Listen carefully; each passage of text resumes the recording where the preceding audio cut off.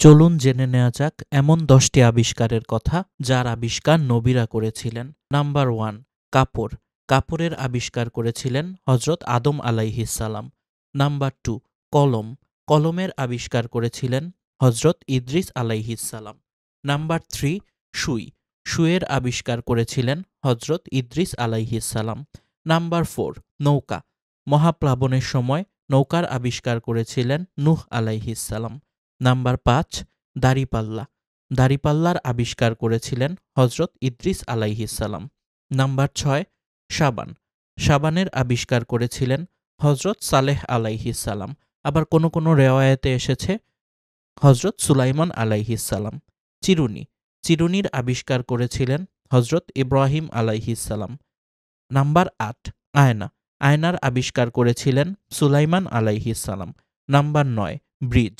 Bridge বা নদীর উপর যে পুল তৈরি করা হয় সেই পুল আবিষ্কার করেছিলেন হযরত ইউসুফ আলাইহিসসালাম। নাম্বার 10, তীর।